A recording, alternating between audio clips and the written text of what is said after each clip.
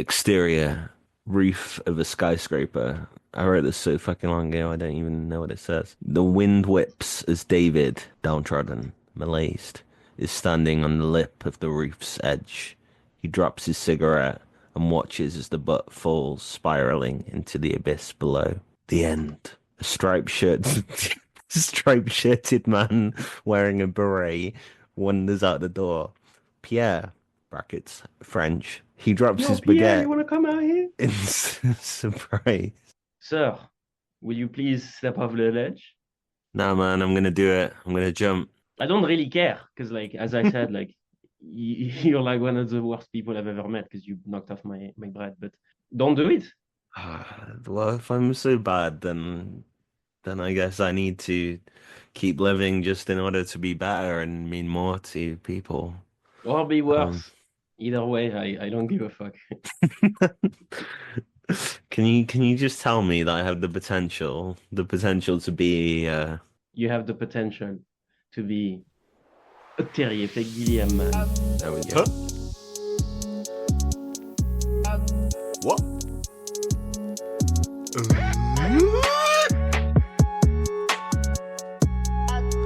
Directed DVD. Hello and welcome to the podcast where we talk about the films of Terry Gilliam. This week we are talking about the adventures of Baron Munchausen. Do you think the Munchausen joke was like a nod to young Frankenstein in the like young Frankenstein, sort of pronunciation of it? I think you're gonna have to unpack that. I'm not quite sure.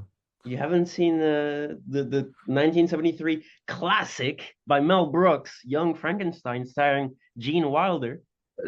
To be honest, I think I've only seen Blazing Saddles from Mel Brooks, maybe the producers. In that movie, there's Gene Wilder keeps reminding the audience and the other characters that his name is actually pronounced Frankenstein and not Frankenstein, as in Munchausen. So this is just an immediate tangent to any Mm, semblance of talking mm, about the actual film we're supposed to be mm, talking about. cinema. Okay, well, you throw me off with that. We Get a load of this recorded one an for you guys. episode on Brazil that will never be released, and we skipped Holy Grail. So my question to you is, it's been so long at this point, why did we pick Terry Gilliam? I think I probably made the decision while high, and why are we only Mm. doing the films nobody remembers and aren't very good? This is it, like with Terry Gilliam, right? Like his filmography is like marred with I believe it is marred with the ghost of Monty Python, right? Like he has that like to go up against every time he makes a movie, right? It's like, is it gonna be better than the Holy Grail? Probably not, because that's like, the Holy Grail, right? Literally. But obviously his films are made for a very particular audience, so some part of like the middle class that can like afford to understand like themes and so on and so forth. They're not like big blockbuster hits, is what I'm saying. Even like his newest, The Man Who Killed Don Quixote, didn't garner half as much interest as frankly the story that went behind the making of that movie. And I think that shows that Terry Gilliam is fighting, right? I mean, he was fighting on this movie to even make it a thing.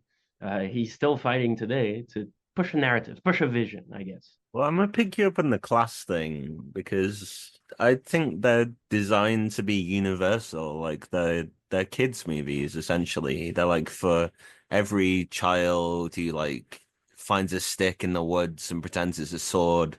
That's the kind of fantastical vibe that he's going for with his films, I feel. I don't know that he ever made them for children per se. I do understand that in the Adventures of Baron Munchausen, there's an 80-year old man and a little girl is the two main characters. Which would I think like go in your direction to say like, oh yeah, this is a movie for children. But also like a child isn't going to see the Adventures of Baron Munchausen and say, oh, I want to see that, Daddy.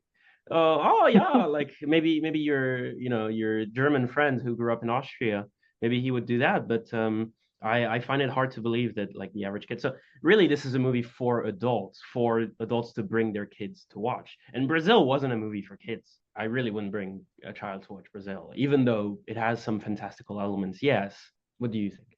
I don't know. I mean, it's apparently the third film in his trilogy of imagination that started with Time Bandits, had Brazil, and then this. But I don't really see the thread between those three films, really, other than they have fantasy Yeah. parts to them. They're not that connected. Well, there's elements that come back, like little people come back in every three movies. It's true. Like I think he I, just likes am I casting lying? little people. He probably does. I mean, I think we can Um, say midget. They say midget in this film it's quite a few true. It's times, true. so Where does Taika Waititi fit into all this? oh my Lord. Seamlessly. I have seen the entire Time Bandits TV show front to back, all 10 episodes. Mm. I think Taika Waititi. While you've been going out, check out what this guy was fucking doing. It's true. I've been watching by myself the entire Time Bandits TV show. I think Taika Waititi had a breakthrough hit with Thor Ragnarok, and then Hollywood just What do you do, right? threw a shitload of money at him and said, "Do whatever you want." And one of those things was the Time Bandits TV show. What We Do in the Shadows TV show, very, very good. So he's not all misses, but Yeah. Time Bandits TV show, no. But It, then that with that was a miss. so just to finish on this Taika Waititi tangent, like You what brought him makes up. the I don't know I did, I why, to did. be It's honest. true. I mean, Matt Berry's in What We Do in the Shadows, the TV show, and he's like, if there was one character, it'd be Matt Berry. Like, he was the best part of Garth Marenghi's Dark Place for me personally. Richard And he's Ayoade for me, to be Well, honest. I mean, sure, he's great too. But Matt Berry's such a presence on camera that Ayoade can really recreate. I think. I mean, he can write. The bastard can write, right? I mean, we're so off topic here, It's but true. Garth Marenghi was Matthew Holness's like vision, really. Like it was his project, his thing. So he's Yeah, the but best when part of it. when Barry's on screen, there's nobody else. That's what I'm Well, saying. he just has slightly unusual line delivery, I think. It is kind of a gimmick when you get down to it. He's very good at what he does, but it is Yeah, just kind of saying words weirdly. I think it's perfect for the material. Is all. Yeah, yeah, no. He's been really well cast in everything He he's been should play in. Garfield. Is this you trying to trigger me into going on a Chris Pratt rant? What? There's Chris Pratt playing Garfield, and and you playing I Mario. fucking saw the Mario movie in cinemas and it was Why? fun. I It's a have movie an for unlimited children. subscription, Oh. so I sat there. I waited until the end credit scene as well. And it was just me and the member of staff who had to clean up after the showing. And I waited for like 10 minutes because it's animation, so the credits are so fucking long. Hmm. And then I can't even remember what the post-credit scene is. I think like a blue shell pops up on screen and it's like maybe Hmm. we'll do that in the next film. And then it's over. And I just looked at the guy and said, that wasn't worth it. And he was like, yeah, it wasn't. And then I walked out And and that was had the to. least pathetic thing you'll hear today. But the Adventures of Baron Munchausen, he's kind of a folk hero, a German Mm. legend kind of story of this guy who went on various adventures, an unreliable narrator throughout the film. It's kind of a Kaiser Soze moment towards the end where the actors who were in the original stage play that he then interrupts, it's like they then become part of his story. So it's like, was he just making the whole thing up? The main question kind of is this just an old man with dementia having sexual fantasies as he very slowly dies and all made up? Or is this real? It doesn't matter. Yeah, I particularly was fond of some aspects of the movie. I think you could tell though, Terry Gilliam, like he in interviews he says like that you can't really tell that the movie was a bit of a mess. But I think in the big battle scenes, those big like outside scenes, you can definitely tell that nobody quite knows where they're supposed to be standing. Like people are like, going here and there, and it just seems all a bit chaotic. But there's some like very well executed, I guess, pieces, like the mountain fellas. This was in this movie, I believe. Like there's this guy's in a mountain and they're on strike, right? So they're on strike, and it's important because it's the 80s and people are on strike, and Terry Gilliam's putting that on film. That's cute, right? So whether this is an old man dying or not, the one thing we do know is that he would have wanted to participate in the strike during his lifetime, which clearly he didn't. I didn't know how that's your takeaway from the film is unionization, but uh, you keep throwing me completely off tangent. I've been doing Richard Linklater with a, a friend who she's very much sticks to the film and stays on topic, so this is kind of Mm, throwing me off. So I'm gonna just keep throwing you questions that I've written down. that's good. That's good.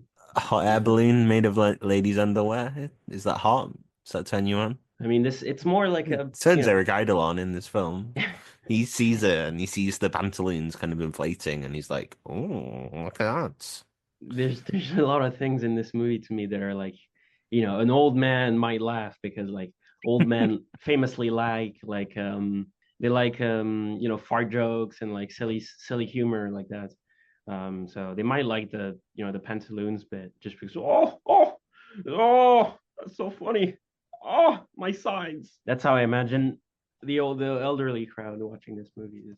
I But he think, made it for his daughters. yeah, but it's farcical and it's a throwback, even for the 80s. It's a Exactly. throwback to a quote unquote simpler time. The 20s, like the animation films of the 20s, like the Aladdin one, I forgot the name. There's an old ass like genie in Aladdin one from 1926. The viewers Aladdin at home will, connects to Robin Williams, who is of course in it's this film. true. It's true. Robin Williams is playing the genie in the Adventures of Baron Munchausen.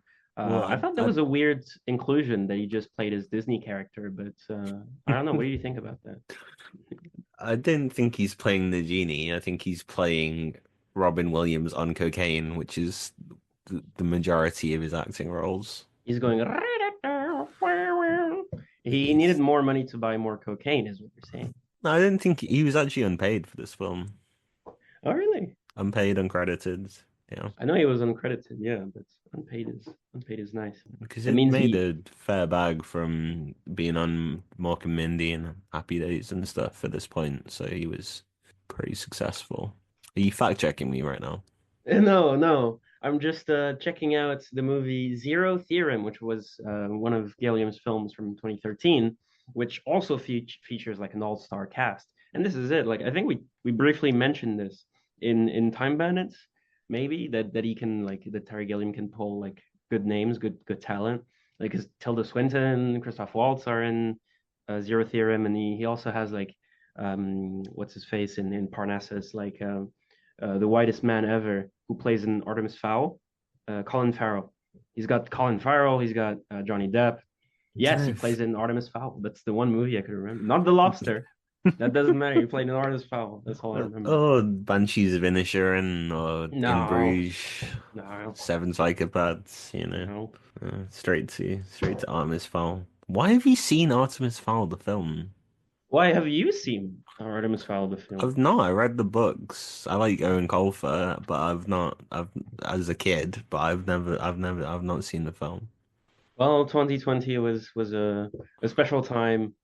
This movie was like it was like dumped on Disney Plus, which I do not have, obviously. I did not pay for Artemis Fowl, thankfully. Night at home with the boyfriend, like, oh, what we're gonna watch this awful movie. We had no illusion that it wasn't gonna be like awful, but it surpassed my expectations. It was really, really bad. Again, just completely insane tangents. We watched I don't know, did watch the interview with Terry Wogan, right? Did you watch all of that? Yep. Yeah, so he says in that he got every actor to shave their heads to be in this film. And it sounds like the production was just complete hell. Like, I think the girl you referenced earlier was 9 years old, the actress. Hmm. Imagine being 9 years old and not understanding what is going on and being like drenched in water for days on end and forced to act. It just sounds horrible, and I'm This not is sure the a end product kind of is worth all the pain I the disagree. act. I Okay. disagree. If you get Ebert and Admiral Sisko in the same room, they'll disagree. And this is what like drives the review ultimately, right? So we found it. We found the point of no return. No, Baron Munchausen is good actually. It is worth the trouble and the pain because like if you say like it's not worth the trouble and the pain, that means that like a much much much worse movie that had like no pain gone into like making it, just like our skits that are obviously terrible, right? And those things are painless. That makes them good by your logic, right? Whereas this thing that's tough but good is not worth it. It's just an absurd argument. I don't know if you're doing this just to annoy me, but I'm getting annoyed. The classic example is The Shining, where Kubrick did put Shelley Duvall through a lot of stress and pressure and genuinely affected her mental health. And the resulting film is widely regarded as one of the best films ever made. And I But mean, have you seen Nicholson in the movie? The man's crazy. I don't think the resulting product of the adventures of Baron Munchausen is good enough to justify traumatizing a little girl. But that's the thing, like that line is very thin, right? I think you're trying to pull my leg too. Whereas like you can't draw a line in the sand and say like, okay, this like traumatized beyond like ultimately like it's a product of it, right? Of the production of this movie that maybe this little girl had like a bad summer, but she also got to act in a major motion picture. Like it depends like where you draw the line personally, right? Because you could say like, yeah, but she got like a thing that nobody else got, which is act in a Terry Gilliam movie, and that's amazing, right? And she says that herself in one of the interviews, that yes, it was difficult, but ultimately she enjoys it. So what I'm saying is that Shelley Duvall was no. What I'm saying is that like it's unfortunate sometimes, but anyway, but I don't think we should give credence to the idea that like sane art is necessarily better art. One of the biggest boons of this film is that they're all practical sets. It's all done in real life, and And it looks beautiful. compared to like the schlock that gets churned out by studios for kids these days, this is like a there's some craft behind this. This was Mm, nominated for Oscars. I don't see a lot of kids movies these days being nominated for Oscars. You'd be surprised how many times Toy Story has been fucking nominated for the Oscars. But that's Pixar, so that's a bit different. That's not like No, they just have better Moana 2. cred, but they're just the same. It's well, maybe not Toy Story 1 because that one's like slightly different in format, but like 2, 3, 4, and 5 and 6 and all the other fucking entries they're gonna shit out. They're all the fucking same. It's like you it's the same story again and again. But we're not doing the Hero of a Thousand Faces today because Munchausen doesn't have the Hero of a Thousand Faces, right? It has a lot of cliches in it. The whole concept is essentially they show you the gang all together at the start, and then now they're not together anymore. And the whole film is Baron Munchausen going through little vignettes, little different scenarios, and assembling his crew to defeat the Ottoman Empire at the end of the film. So this has a lot of similarities with something like 300. Then Explain that, he assembles an please. army and he defeats the Ottoman The Empire. fuck are you talking about? No, it doesn't. This is not the Spartans at Thermopylae. This is a guy, a circus troupe, essentially, who've become estranged, finding each other, Right. and So then the only place for little people is the circus, is what you're saying too. the little I'm person just I'm just kidding for the he can audience at home. he can blow really hard. He's really good at blowing, He the can little blow guy. really hard. He can, Jack which is Purvis of Time Bandits fame. which is kind of what I hear. I hear it's what got him the role. But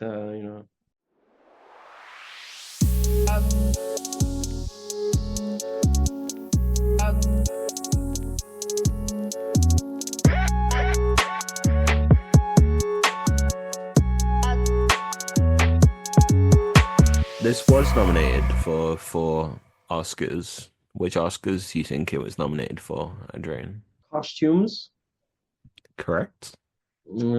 supporting cast, Nope. supporting women. Yeah, this film where an old man fantasizes about having sex with Uma Thurman was nominated for female representation. Sure. That's not the category. I don't think that's a category, by the way, because every movie would win that, obviously. Every movie that passes the Bechdel test, which is how we know the correct measure of if a movie is misogynistic or not. I'm not gonna argue with you about the Bechdel test. So we'll leave that there. This week I've been watching very awful movies, and the last few weeks I've been watching Transformers. So this is in keeping with the kind of theme of slop you were talking about earlier, where like Transformers is one of the worst, the worst offenders of this like slop revolution, and really like Michael Bay I think pushed in one way pushed the boundaries of filmmaking by relying on special effects as much as he did. He kind of opened the floodgates, let's say, for Disney to then like make movies that are entirely CGI. What boundaries do you think Gilliam pushed in this movie? I think he made something that even for the 80s was insane to spend this amount of money on. Like it was never going to be profitable. This was a massive bomb. I think it made back about a fifth of its budget, not including marketing. But he really did it. In the interview from Terry Wogan that we watched, he talks about he was literally taking soldiers off the front line of the war for West Germany to star in this film. What? No, no, And no, no, no, no, no, no. Did you misunderstand the anecdote? that's what he says. He said No, he that's said what. he says verbatim, we lost the war was lost because we took people from No, the that's front what line. that's what Goebbels did in Nazi Germany because Goebbels made a movie about Baron Munchausen, which may have cost them the war because it was so expensive at the time. It was the most expensive movie, and they were taking soldiers off the front lines to star in the 1944 or five Adventures of Baron Munchausen. So nothing to do with Terry Gilliam, and you're completely wrong because there wasn't a I mean there was a Western Germany I guess but there wasn't a war. I mean, there was West Germany and East Germany. David Hasselhoff hadn't brought down the Berlin Wall yet.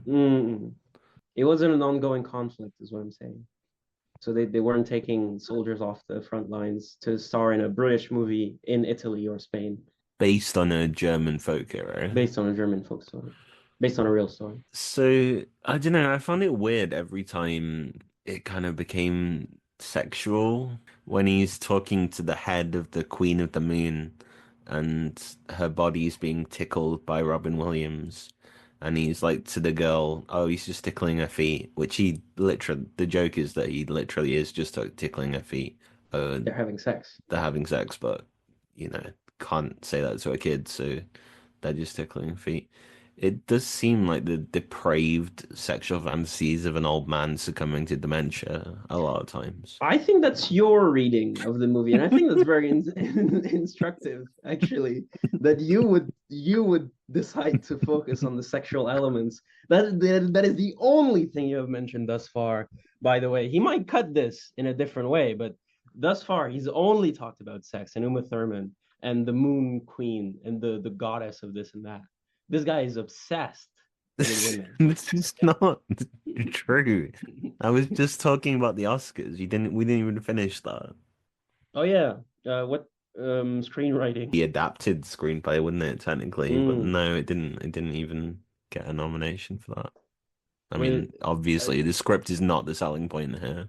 and yet it would be perfect because, as we know, Ryan Gosling gave us the definition of an adapted screenplay, which means that it's the screenplay that was the best at adapting to a rough environment. So this would actually, by Ryan Gosling's definition, get the Oscar for the best adaptive screenplay. Yeah, I mean that's a product of the current culture around films. But I think what kept me engaged and kept me interested throughout this was the fact that it was even in the 80s outdated. I don't even know what you'd compare this to that's currently Like coming out. Vaudeville. Gladiator 2 maybe, because that's also like No, a historical epic in terms of scale and no, stuff. not even close. I mean, Ridley No. Scott's one of the last true filmmakers. He didn't You, even make Aliens or Alien for that matter. no, he didn't make Aliens. That was John Cameron. Right. He didn't make James Alien Cameron. either. He did make Alien. No, that was Giger. Giga designed the Well, alien. that's the movie. That's the whole movie is the ship and the alien. He designed everything. Alien famously written agender, and then they decided a woman should play the main role. Well, she kind of has like masculine features in the same way that like characters in the Matrix are very like androgynous. Keanu Reeves is very manly. But he's also very neutral, especially 90s. You know, he's like a Ken doll. He's a You blank don't, slate that you can yeah, like project a Ken yourself doll. onto. Yeah, I mean And that's the same with point of the Matrix. same with the lady, the Trinity. just like Sigourney Weaver in Alien. Alien, which by the way features Ian Holm from Time Bandits, Do you see the most recent Alien? with Ian Holm's like Desiccated corpse, puppeteer yeah. corpse, yeah, on screen. No, I have not seen that. It was actually pretty good. I got a lot from it. Yeah, Not a little. I thought it was a interesting sci-fi story. It's a lot about workers unionizing as well and coming together to defeat a big corporation. So you'd Get probably over with like this it fucking guy. from that respect. Anyway, it lost costume design to the film adaptation of Henry V. Wow, what a slap in the face. Three other Oscars that you've not had a go at yet. You have had a Okay. go. You failed at. I don't know all the Oscars. I don't know all the categories. Male lead. Well, no, you're just thinking of Best Actor and Best Actress. Obviously, it's not going to win Screenplay or Best Picture or Yeah, Best Performance yeah, or even be because there nominated. isn't really any of that. So it's all coming from the That's not production side true. of things. It's not true. Who gives a But good performance in this film? Tell me. everybody gives a good performance. Idol's serviceable. He's You know, ridiculous. he's silly. Of course, he's silly. But he's not. He just seems like he's in a completely different film when he's doing like the cartoon Roadrunner like sprinting thing. It's Yeah, stupid. and that's good It's in not this good. movie. It's In this movie, completely dissonant to the rest of the film. Dissonant to the rest of the film. Terry Gilliam movies have always been very dissonant. Brazil was like a nightmare because in terms of tone, like it oscillates between comedy and mystique and horror and all these things, and just like brutal, like you know, like a day in the life of a worker sort of thing. And Munchausen like kind of follows that. And Time Bandits also like fucks with the tone a little bit because like from one moment of the movie you're bored, and then the next moment you're even more bored. So that kind of like you know that's a tone shifter right there. But he's always been doing that, is what I'm gonna say. Even the Man Who Killed Don Quixote is very like you know like eerie, and it goes from funny to this and that. It's like he just you know he likes fucking with rhythm. They're not a Hollywood traditional narrative kind of films. Although saying that, and you mentioned Joseph Campbell, Hero with a Thousand Faces earlier, there is literally a belly of the beast moment in this film when they get swallowed by a whale. It does kind of adhere to that structure in a Yeah, way. of course, a little bit. Yeah, yeah. He goes on an adventure and then he comes back. Like you know, he can get more simpler than that. That's what Gilgamesh did. Makeup. It was nominated for the Oscar for Best Oh, of Makeup. course, of course. It lost to Driving Miss Daisy. Visual He lost to effects. Driving Miss Daisy. It did. It did. Oh, Visual effects. It was nominated for an Oscar for he lost to The Abyss. I don't know that one. John Carpenter. Yeah, I had a feeling, but Underwater. Underwater people. It's basically his kind of Elon Musk fan fiction where he paid a load of money to develop a really good submarine, supposedly to film something, but really just wanted Right. to go underwater. It's kind of like his Phantom Menace, is what you're saying. It's kind of his proto Avatar kind of thing. You need to travel to the planet core. That's what they said in the movie The Abyss. Did they? I don't think they go all the way to the core. I think they To just the go to the planet core. bottom of the Marina Trench. And the Oscar for art direction, which it lost to Batman. Oh, the Tim Burton Batman, eh? The first one or the second one? I The guess it Bat was Not Batman the first one. Returns, Batman the Yeah. original. Yeah. Okay. Fine. It's got Which I don't think Danny it should DeVito. have won any of those No, of course not. awards because all of them are well remembered, and this film seems to have been completely forgotten about. I've never heard anyone talk about this. And yet, this is it. Like, not every movie this is like a fault in the human mind, right? We think that because things are forgotten, they must be bad because things are lost to history. That's not true. If you take a movie like, well, I'll just cite my favorite movie, right? I'll talk about Excalibur here. Maybe we can talk about Excalibur at some point, but that movie is hardly ever talked about, right? But in the 80s, it was instrumental, right? It showed everybody how a fantasy epic should be carried out on a small budget, basically. It also showed that you don't need to compromise on themes, on actors' quality. You don't need to compromise on anything, and that's what Excalibur shows. That you can have the cake and eat it too, and yet nobody's ever heard of this fucking movie probably because it has the most generic title ever, and you think like, oh, Excalibur, what? That's gonna feature Kevin Costner playing as fucking Arthur? I don't want to watch that. And who can blame you? I wouldn't watch that either. But Munchausen, yes, has been forgotten, and yet it Should will we ju not because it's always going to be associated with the prestigious filmography of Terry Gilliam. So for the purposes of like remembrance and legacy, I suppose there's that through line already exists through the filmography of Terry Gilliam. So I wouldn't say that like if a scholar, right, were to look at this movie, he wouldn't say like, oh, nobody's like talking about this, therefore it's worthless, right? If a scholar were to look at this, he would say like, this movie's not very good, but it's it's important to look at because it's in the filmography of this guy that's important for the development of films in the 80s in England. should we just pivot to John Borman if you love Excalibur so much? We're taking this is wild tag team. Kurt Angle's coming in with the fucking review of Zardoz in We'd the have to right start with corner. Deliverance, which is not a fun film to talk about. But Isn't Point Blank his first one? he didn't do Point Blank. He did Point Blank. He did a Point Blank. John Borman He didn't do Point Blank with Patrick Swayze. He did another Point was, Blank from the 60s.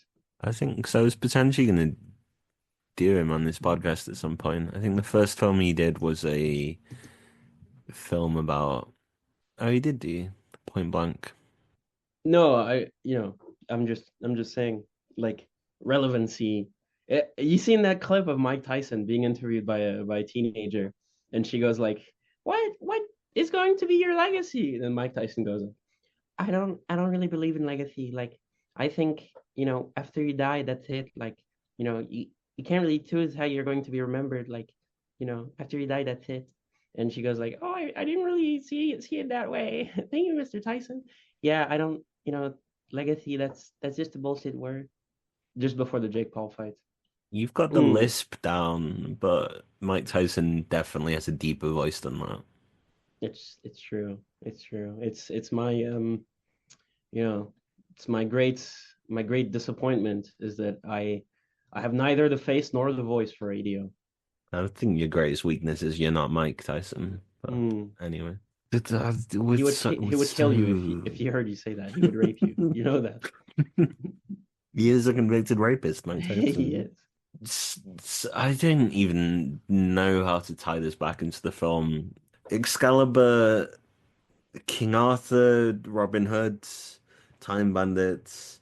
They're all Robin kind of like Williams. mythological folk heroes, which Mm, Baron Munchausen kind of is. yeah, I'd never heard of him previous to this film, but no, in but there's Germany, multiple a big deal. movies on him, Yeah, so I assume and he must be, books and potentially a real person behind it all, like with King Arthur and Robin Hood. Why are you talking about Munchausen like he's like Kevin Durant? Like you're going like analyzing his stats against fucking Robin Hood, like I'm not. I'm just saying that that's the kind of idea behind it. KD. Stephen Curry ball. All right, let's get back to it. Sorry, I apologize. I've become a little more hyper, as I'm sure you've been able to tell. Yeah, have you done did when the meeting ended, did you do a bumper Coke or something? Um, When what meeting ended? the Zoom meeting we Oh, were just on. between the two meetings? Yeah. No, no, I'm always this hyper now. Picture you just racking up lines when you're not on camera. Oh yeah, he just Like did this, one for the yeah. people at home. No, I would be guilty of like having a little pouch of ketamine and taking the key, but that's not what I did in between takes. The guy who produced this also produced Ishtar. Oh shit, Ishtar! Yeah, These men are fools.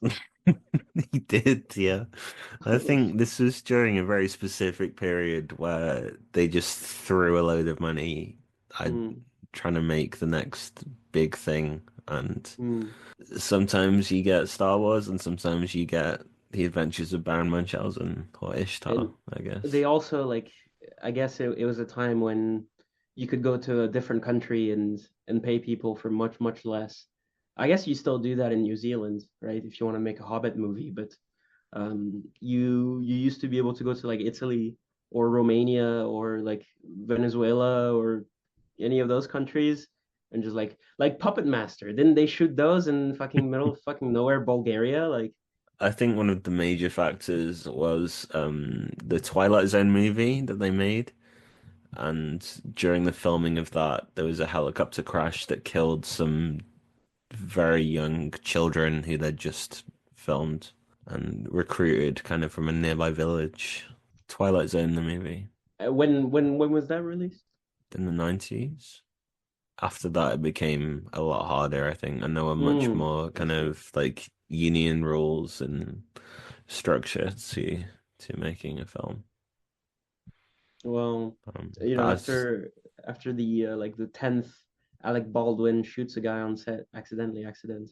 it was one time, and he was acquitted, and that Yep. was 30 years later, 40 years after this film. But I do think the one, because we can go into child actors if you want. I don't think the actress who plays the little girl is great. I think she's all right. She's competent. But the one line she does really sell is when she says, "We spent all that time in the smelly fish for nothing." Because I kind of think that rang true for her. Like they did just spend a load of time doing bullshit for no reason. Right, which shows that she understood nothing, but because she's a child, right? This is what the movie teaches us is that we need to have the imagination of a child, but the wisdom of an elderly person to be able to channel that imagination the best way we can, right? Yeah, and if there's an attacking army at your walls, all you have to do is tell a really good story and rally the people, and you can Jump on a defeat damn them. cannonball, yeah. And well, that's right at the start. I'm talking about the end when they defeat the attacking army. And Getting more Thurman rising out of the water how long ago did you watch this film? a year ago. And you've not seen it since? No, but I've got the movie mapped out. I've got some elements there. Okay, so it's a series of vignettes, kind of like Time Mhm. Bandits in a way.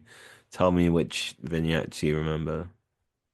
Well, the moon one, obviously, they go to the moon. They're held captive, right, on the moon, Not and really. they're in a cage, right? They are, yeah, and then that's when they meet Eric Idle, who was an actor in the play, and now he's That's right. He's an older washed. version of the character from earlier. He's washed. Yeah, and so you're wondering like, are these midgets really that powerful, or is this old man, does this old man think his friends are or the characters that they play, right? But this is also like, again, to come back to Don Quixote, this is a theme that's current to Terry Gilliam, right? Is the act and the actor and the piece, right? Like in Don Quixote, the movie escalates to like a big play where everybody's playing a different character. There's the damsel in distress. There's the mean king, like the sheriff of Nottingham sort of thing, but Spanish. In this movie too, right? You have is he really his character, or the has he lost his mind? Is he completely sane and he's just playing in character, much like Don Quixote in Don Quixote? What Terry Gilliam use or does by using this kind of theme is he says that things aren't always what they seem, but also that, I mean, Don Quixote was a fool, right? He was somebody who thought he was being a knight in a period where knights weren't a thing anymore, right? He was recapturing an older mysticism and that was a critique of the bourgeoisie at the time. That was a critique of the ruling class of Spain that Cervantes wrote, right? So through this, Terry Gilliam makes a critique of the ruling class of Britain by saying that there are old people today that need to escape to an ancient time because the conditions of life have become so difficult, so derelict that people need imagination to escape. But this is where I think this is pretty good to have all these like vignettes and all this fun stuff. This is something that Time Bandits doesn't do very well because there's not like because he's a kid and he goes back to his fucking kid life. And for all we know, he has a great kid life. He plays like fucking Yu-Gi-Oh every day with his friends after school. Like, okay, and he also went on a magical adventure, right? Whereas the old man has a terrible life, but he got to go on a magical adventure, right? If we have that outlook, we can fight the power, right? If we have the imagination, if we have the creativity, we can fight the power. That's what Terry Gilliam says. I don't know if I agree with that though, because the way we're introduced to the old man is he interrupts a stage production of his life, like a recreation of his life that's not quite true, and he stops the theater and he says, "This is how it really happened," and then the whole film is kind of him telling the events as they happened in his head. Yeah, but they're obviously batshit insane, so you can't believe that that's true. But the play was also batshit insane. But the thing is that the play was being performed by the Royal Arts or whatever the fuck. It was like, like a whole thing. It was like a theater, and whereas this is like a performer, right, telling his story. There's a difference there. I think Terry Gilliam, obviously, I think with Don Quixote, it's much more obvious that he like expresses himself through that character. But in Munchausen, he also expresses himself through the main character. In that like he's just an old man just trying to tell his story, his side of the story. Whereas the big studios, they want an adaptation of Munchausen that's relevant and that's like that's from the book and that's this and that. But he wants to tell his story because his story has heart and it has imagination. And he won't hear it if you're trying to make a damn adaptation of Munchausen for a big family audience, right? He's not hearing that, right? So let me see if I'm getting you right. You're saying this is a meta kind of thing where Terry Gilliam is kind of projecting himself into Baron Munchausen and retelling the way things happened from his perspective. I think so. It's Okay. like, or he's taking the perspective of Munchausen, saying, this is how this guy who's in character would see this, right? Because he's whimsical. Because otherwise he wouldn't have picked such a whimsical setting, right? It's just like Jabberwocky, right? It's like, oh, crazy creatures, and Jabberwocky was the most boring movie I've ever seen in my life. And then I watched Time Bandits, and I thought that was the most boring movie I ever saw in my life. But either way, there's still that like whimsy, right? And there's always been that whimsy, even today, and still through like 12 Monkeys was still like very whimsical and like, oh, there's 12 monkeys over here, there's 12 monkeys over there. It's fucking embarrassing. Okay. Um, yeah, I think these kind of films he's making are very much for a different audience. Like, therefore, imagine you were 11, and as I said earlier, like, kind of playing little games with your action figures and messing about, and then you just found the VHS of The Adventures of Baron Munchausen, and you suddenly had your mind open to all these crazy things that potentially could happen. Yeah. I got some soy Like, face reactions. Yeah, go on, go on. viewing it from that perspective, from the perspective I viewed Time Bandits as when I first saw it, I can see how that's what he's going for. It's not cynical, it's a child's Mm. imagination running wild. That's what he's doing. Yeah, it's much like it reminded me of Thousand and One Nights. Obviously, is like the blueprint for a lot of these like um uh, anthology stories, I guess. Little vignettes and whatnot. Which kind of ties into this is a tangent. 3,000 Years of Longing, which I thought was just the most boring movie, just the biggest piece of shit I've ever watched. I didn't think I even know about that 3,000 Years, film. the Idris Elba, Tilda Swinton, the guy who made Happy Feet and Mad Max, George Miller, George Miller, yeah. yeah, No, I don't think I. 2019. Talladega Nights, Fear and Loathing in Las Vegas. Yeah, that's another Gilliam classic right there. Okay, you've gone too far off track. The next one is The Fisher King. Do you have any knowledge of The Fisher King? Doesn't it have depth? No, that's Fair and Loathing in Las Vegas. I'm not sure if Johnny Depp is in Fisher King. I think there's Um, some names in Fisher King, but I really don't s- know it. I know Big well, Fish. from what I have read, Time Bandits to Munchausen are one set of works, and the next three are kind of another set of works that are less Hmm. about fantasy and more kind of grounded in reality in suburban America. Does that include 12 Monkeys? I believe so. So it's Robin Williams and Jeff Bridges, That's right. and it's about modern day Grail quest, tying back to the Oh, Holy Grail, that fused New York romantic comedy with timeless fantasy. oh. So if I'm honest, I didn't love this film. Munchausen? Yeah, it was. I just kind of was getting through it. I wasn't enjoying Hmm. it really. I, Like I if appreciate all I'm, the craft that went into it and everything, but you thought it just wasn't entertaining enough, I guess. it again. If I was 11 and I'd found a VHS of this and it was the only thing I'd had to watch, I probably would have watched it over and over and repeat and been like, "What is this weird, crazy thing?" But That's what I did with Excalibur. That's maybe why I like it so much, but also on its own merit, it's a very good movie. But beside that, Munchausen, I mean, you don't need to be 11 to enjoy Munchausen. I think that's a very pessimistic way of looking at movies. Like, I personally gave it a 4 stars on Letterboxd, which for me means it's a it's a great movie.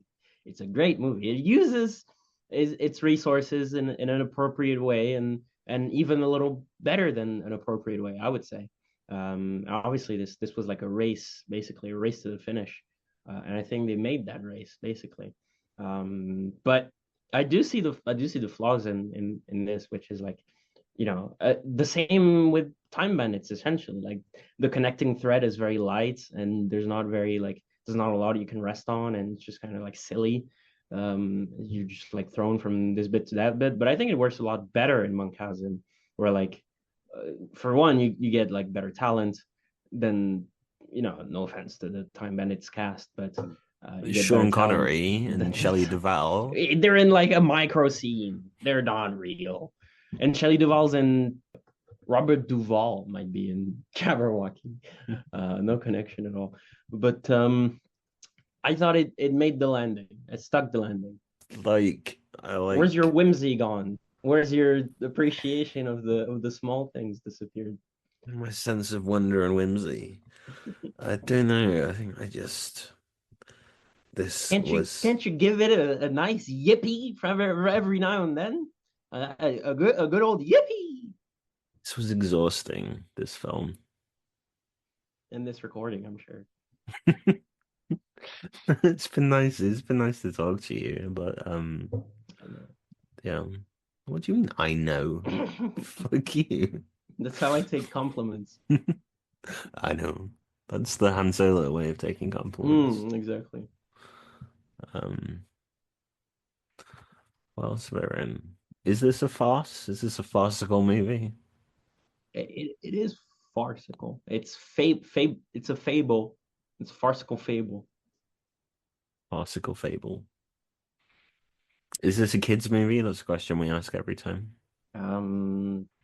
Not really. I wouldn't bring a kid to watch this ever, probably. They just would.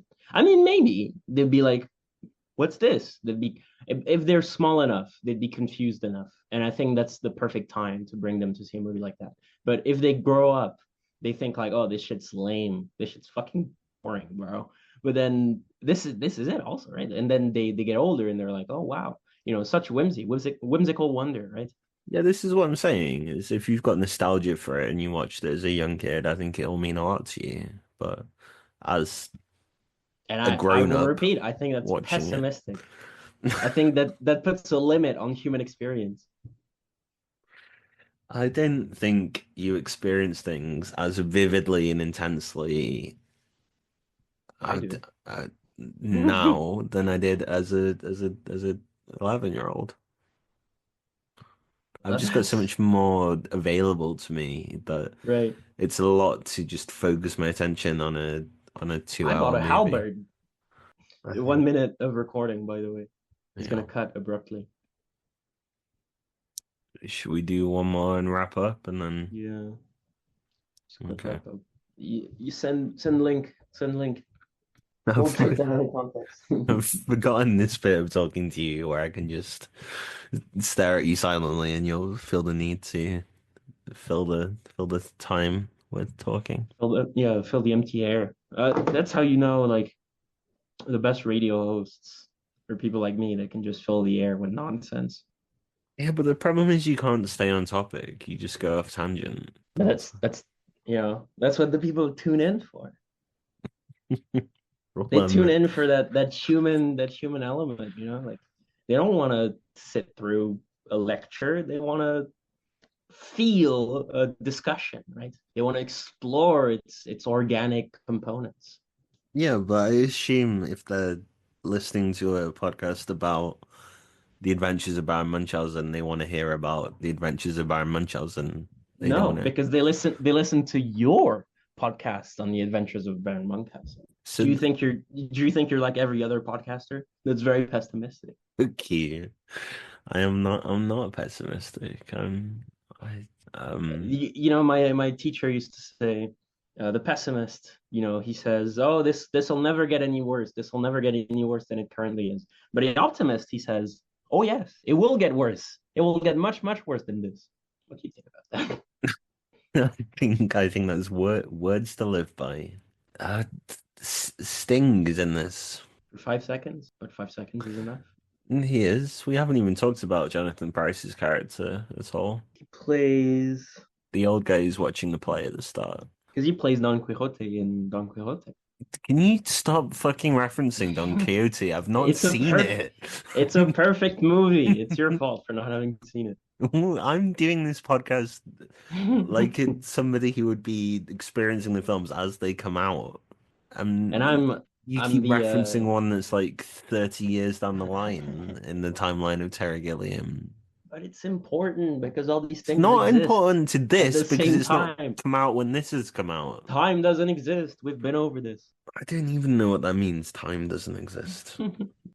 In the relative time frame of Terry Gilliam's life, he has made Time Bandits, he has made The Adventures of Baron Munchausen, he hasn't made Don Quixote. But the seeds of the making of Don Quixote have already been sown through Munchausen. It might be like the beginnings of an idea in the back of his brain. It might be like a spermatozoa in the corner of his balls, but he's not spunked it out yet. Actually, Don Quixote was like 30 years in the making, so maybe it did come out his balls at that time. A lot of actors like were slated to play the main character, like Jean Rochefort, the French actor who played in Mr. Bean's Holiday. You might know him from that. You might also know him from such classics as French films. Just French films in general. Yeah. Get on with it. You're just very disarming, is all I'm saying. That's good. You won that. I don't want I don't want that at all. How many books have you read this year? I'd say like under 10. How many of them were directly related to socialism? Probably all of them. Because I don't really read fiction. I don't like fiction. It's hard to stick with fiction for me in reading because well, I don't have a visual imagination. I don't know if I told you this, but if I close my eyes and try to picture an apple, nothing comes out. So when these books do like great scenes of exposition and these like beautiful details, I'm just not able to capture them really. It leaves me to desire more out of the format, which probably would push me more into the realm of cinema. Yeah, maybe that's why you responded so well to The Adventures of Baron Munchausen. Because I can't read. You can't form pictures in your mind, so you have to have Terry Gilliam realize them on a screen for you. And what pretty images. They are very pretty images. The cinematographer was Giuseppe Rotuno, Italian guy who worked with Fellini.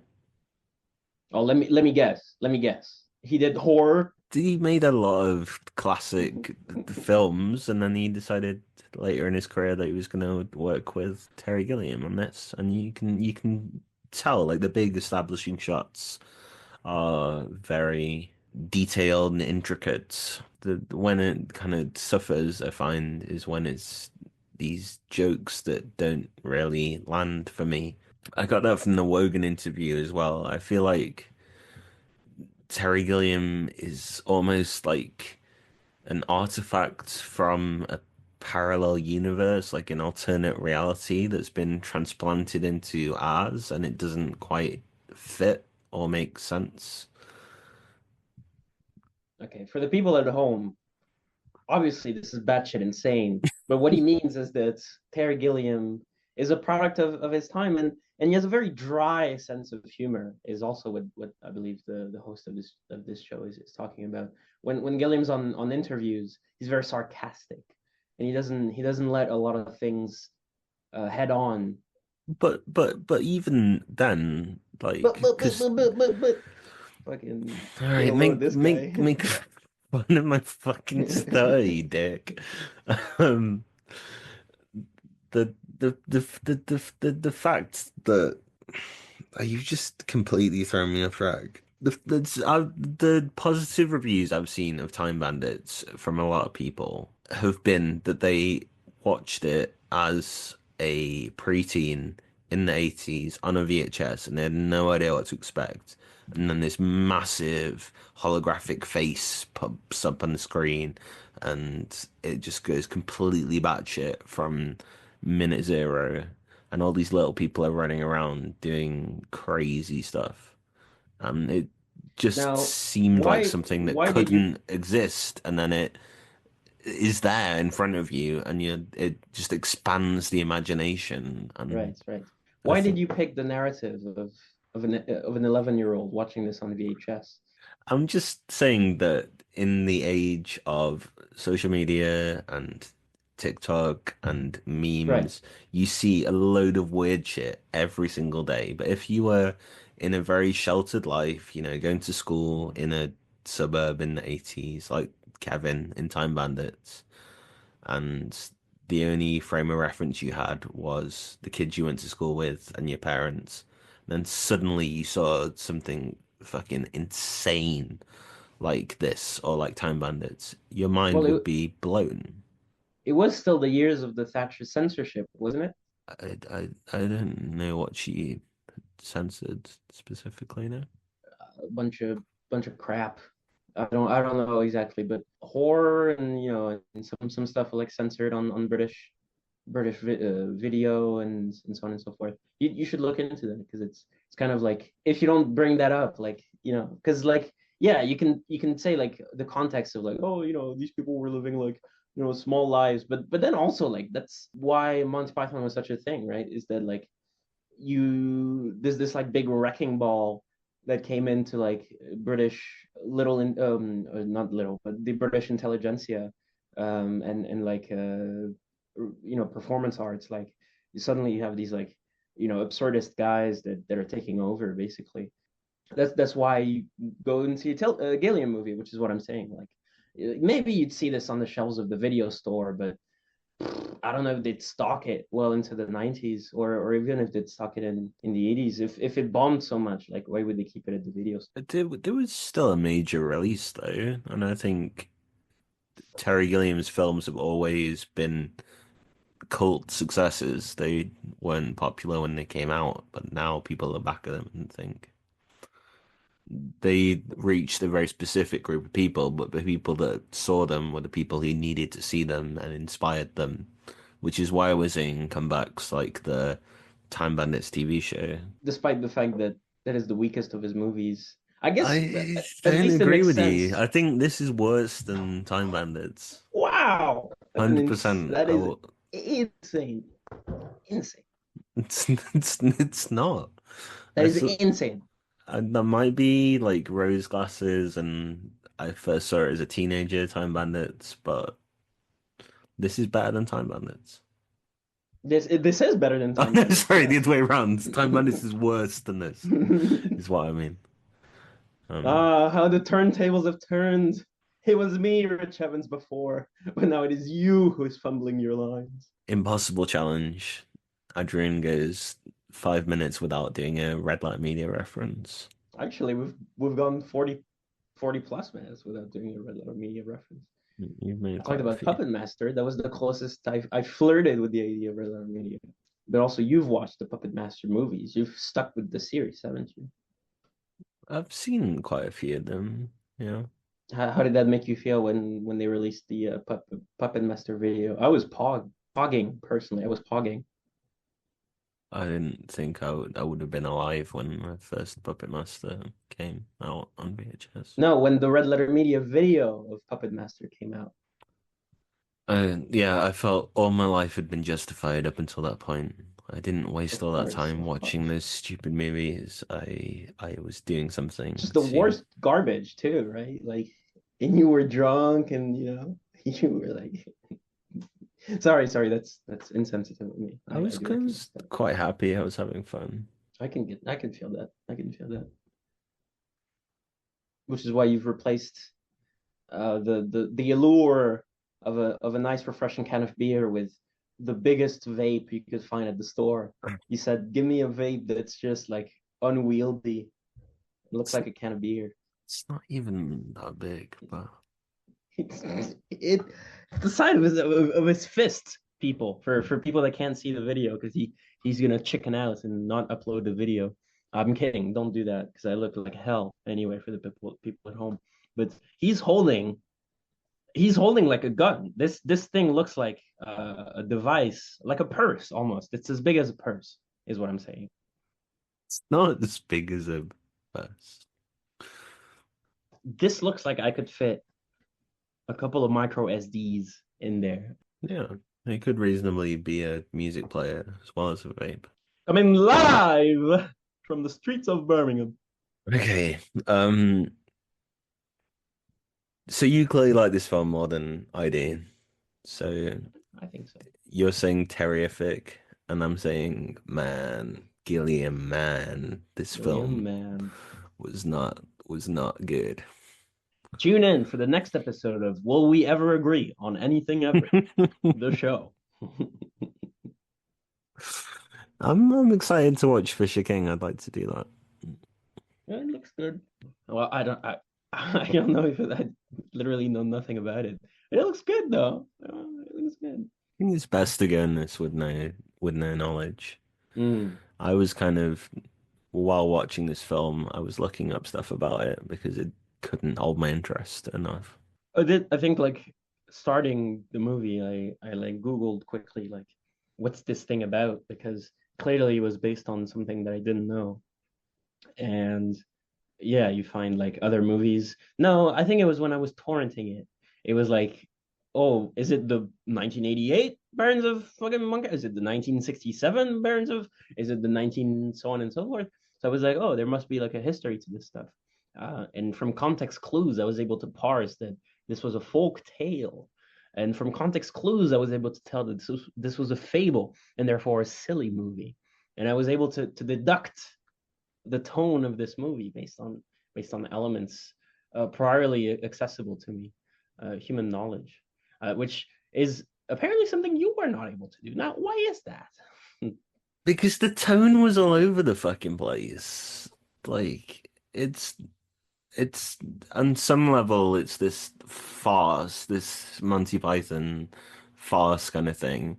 And on some level it's this story about a folk hero returning and defeating an invading army and revolutionizing the culture and the time that he's in. It's And kind of like Serpico when you really think about it. yeah, it's exactly like Serpico. A crooked cat! You're all crooked cats! That's what he says, right? Yeah, several times. Baron Munchausen says He that. actually never says crooked cop in the original Serpico. Can you believe that? I was like, what? Charlie from Always Sunny? Epic. All right, I guess we'll finish that. Don't you have like a wrapping up question or something? I've asked you a lot of questions, and every single one of them has led to you going off on a tangent that's taken up a huge amount of time. So Mm. I'm not sure I do. That's passion I right mean, there. I guess we can go back to the key question. Was it all a dream, or did it actually happen? It was all a dream. I used to of magazines. Everybody in not Biggie. Was it a dream? I don't know. I think like and my question it doesn't matter. That's fine. I think it was a dream. Okay, does that make the movie better or worse? It makes the movie worse. What do you want me to say? I don't know. I don't think there is. That's the thing. Like most of these movies that have like oh, is this a dream? That's not the question, right? It's like saying, well, but I think Inception has actually ruined this for us, right? Because in Inception, that was the point of the movie. Is like, is this actually a dream, bro? Like, you were not as smart as Christopher Nolan, bro. Like, he's fucking smart, bro. He made the smartest movie ever, bro. That's how I feel Inception has kind of like shifted the narrative on the movie analysis is towards like oh, is it really? It doesn't fucking matter. Like Elliot Page in it, that's good enough. The actors are in it. But yeah, but that was never even a question with Inception for me. I always thought that most of the events of the film were dreaming, and at the end, when he meets his kids, he's out of the dream. Yeah, but And the thing it spins at the end, bro. Like, no, but you can go on still Reddit in the and dream, you'll bro. find several people convinced that his real totem Ah, wasn't the spinning top, it was his wedding ring because he only wears his wedding ring when he's in a dream, and when he's not in a dream, he's not wearing it. yeah, and in Tenet, they shoot bullets in time. Didn't mind Tenet. Actually quite I didn't liked it. watch it. I didn't watch it. I hear it's funny because of how like stupid it is, just like every Nolan movie, basically. He's kind of like the Michael Bay of good movies because he's not good and he's not smart, but he can draw a crowd. The fucking insane take. I can't stand with this at all. Chris Nolan is just like Michael Bay. You can't stand that.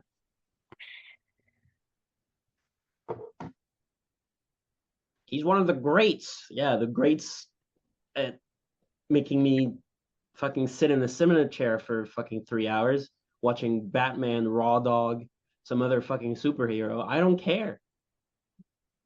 I He's think like, you're tell confusing me him with the thing. And the Joker's like, I will tell you the thing for like 10 minutes. What kind of movie is that? think you're confusing Zack Snyder and Christopher No, Nolan. I'm talking about the interrogation scene in The Dark Knight Rises. No, The Dark Knight, period. The Dark Knight Rises is bad. Dark Knight, very, very good. I will commit to that. How in your mind, how does that work, right? Like the same motherfucker, right? He makes an awful movie. He makes two awful movies. One with Tim Payne. I forgot his name. The guy who entered a martial arts tournament and won Brazilian Jiu-Jitsu. Tom Hardy, Venom. He makes a movie with Tom Hardy, manages to make it shit. He makes a movie with like Liam Neeson. He manages to make it doo doo. He makes a movie with Heath Ledger. Heath Ledger does an admirable performance, right? He saves the movie from drowning. The rest of the movie is fucking doo doo dog shit. There's nothing happening. I'm so bored out of my mind. And you think like, oh, it's better because of the Joker performance. But if you took the Joker performance out, it still wouldn't be a good movie. I think the bit with the two boats is a really interesting thought experiment. I think He this said two brothers. This idea was of called Two Brothers. This man. Four Lions. Now that's a good movie. You that seen is Four that, Lions? that is a good movie. Yeah, I've Yeah. seen Four Lions. I love Chris Morris. He's a very clever writer. I love the guy who plays in the Job Lot. That guy. I've not He seen it plays. in a while. You've not seen the Job Lot. The guy who plays the tech fellow, Is the that the same Pakistani guy fellow from What We Do from in Four the Lions. Shadows? No, Cave and Novak. he's in. He might be in What We Do actually. He He might plays be. Yeah. Nandor in the TV show. Oh, that's not him. No, Nandor's like the big Turkish guy. He's in Four Lions.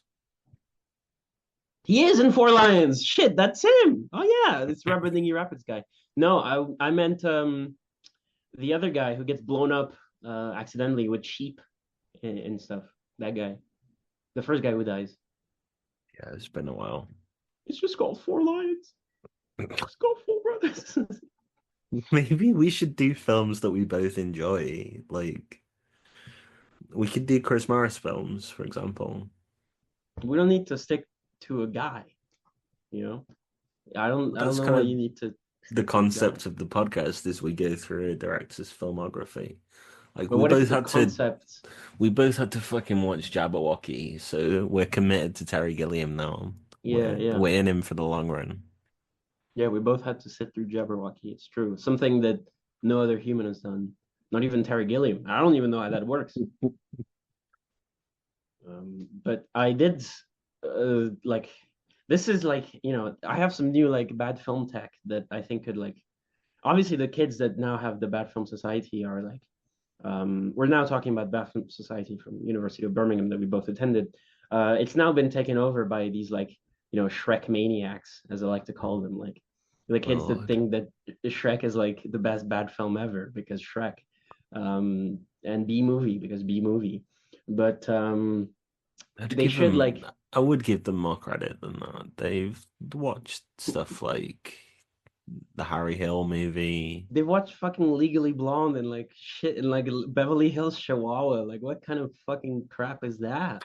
That's not a bad film. They did a crossover with the Taylor Swift Society to watch Cats, and I think that's very That's much fine. in this That's same. fine. That's in spirit. Yeah, that's in Yeah. spirit. No, that's fine, obviously. But I think if they were a little more brave, is what I'm saying, they would watch movies like Fat Guy Goes Nutsoids. Well, just so if you ran Bad Film Society, you'd just alienate all the casuals and Yes, just make a this really is it's what you did, hardcore motherfucker. take. It's Not what you did. really. Not really. You made No. us watch Wicker Man once, and then we watched like a bunch of like self-indulgent, self-loathing crap for the rest of the time. We And watched like people loved it. people loved. We had like 30 freshers in Serco going crazy over Hercules in New York. It was No, nobody was going crazy over Hercules in New York. Not even I was, and I enjoyed that movie somehow. I no, no, Hercules in New York was a big pile of shit. It was that a was big pile of shit. the point. But it's not. But that's what I'm saying. It's a pile of shit on par with like, what's that Uwe Boll movie we watched? Alone Alone in in the the Dark. Dark. Yeah. Yeah, that was crap, right? And that was like one of the first showings of the year as well. Well, can I, for the record, point out that Sham recommended that we watch that, and she is a black woman, so um, I was listening to women in that moment. Women of Okay. color, If she for the wasn't record. black, you wouldn't have listened to her. If she was like Portuguese, you wouldn't have listened to her. Yeah, if she's a white man, I would have been like, fuck off. But because she was a black woman, I felt it was my duty to listen and respect her views. Sit your white ass down and listen to these awful movie recommendations. Let's go. No, but it could be much worse than Uwe Boll, is what I'm saying. Like Uwe Boll is, he's bad, but he's bad in a boring way, much like The Adventures Hercules of in New Baron York. Munchausen. And Well, yeah, that's how you really tie it all together. There you go. we've not gone off on a rap tangent. We usually do that. Rap, roo-ha, as Em George Clooney said. Eminem's mother died a couple days Oh, ago. really? Is he going like, that's an awfully hot coffee pot. My mother died, and she's awfully snot. She's awfully dead. She's awfully dead. I She's don't under the know. floorboards with Harrison Ford now. All I'm trying to do is get head. Now my mother's dead. That kind You of like thing. how I took Abracadabra and I just made it the same song again? Abracadabra. That's just the sample. That's just the sample. My guy. Well, it's New Kendrick. What do you think of that? I haven't listened to New Kendrick.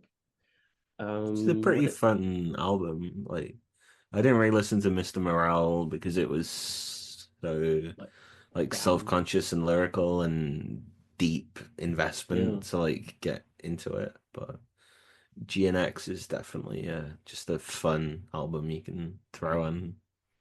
It's And it's crazy that like the public opinion shifts so quickly on these rappers and on public people's like in general, right? Like when Kendrick released Mr. Morale, I remember like two white people somewhere in like, middle of nowhere enjoyed it. Like it's like, oh, this is really like this really encapsulates like the black struggle in the household. The same people that like To Pimp a Butterfly, but then like the biggest like the majority opinion was like, oh, Kendrick's washed, he's washed, man, fuck him, like, and then he comes back with obviously the Drake thing was like his big like comeback, I guess, and now people are like, Kendrick, that's the goat, man. I always was with him, man. Like, shut up. Say you don't like the man, I don't care, or say you like him. yeah, I get that. I mean, it's whether you want rap music to be like saying something or just fun to listen to. And sometimes I'm in the mood for either. Like I'm not gonna play To Pimp a Butterfly when I'm like getting the bus, but if I've got an hour to really be introspective and think about things, then I might put it on. This man has bones to pick. I got I a must bone to pick. stop recording it. No, I got the reference. Wait. There's more rappity rap who stuff, right? Hmm. What came out? What came out? Um, Lil Yachty, he took the walk to Poland. Is that He did take the walk to he did Poland. take the walk to Poland, right? And then he made a prog rock album, which I actually kind of fuck with, to be honest. But And Juice World's like reanimated corpse is playing on Fortnite as we speak. the Ain't that crazy? worst fumbling of a posthumous release. It's crazy because Juice World did one big hit like the month before he was dead, and now he's forever encapsulated in Fortnite. I remember Like, we were down in Cambridge we went to see you the day Juice WRLD died. is that so? Yeah, We had a I remember. beautiful, beautiful selection of beers at the Maypole, Cambridge's best pub. Go check out the Maypole. He This had is he a had quite a few hits before he died. But anyway, He had one big hit. I mean, Lucid Dreams was the massive one, but Bandit with Youngboy, Young boy. NBA Young boy Young with cum on his face. NBA Youngboy, the YouTube rapper. Yeah. Yeah, there's all that like new wave of what do you think about that? Those like KSI fellas. What do you think of KSI, first of all? Because he made the worst song. People say it's the worst song. He's a clown, and he wouldn't have got that feature if he hadn't paid for it. He And has a feature. that's his latest song's got a Trippie Red feature, hasn't You could have looked this it? way. Filthy Frank went to Joji, obviously, and he is now just completely serious musician.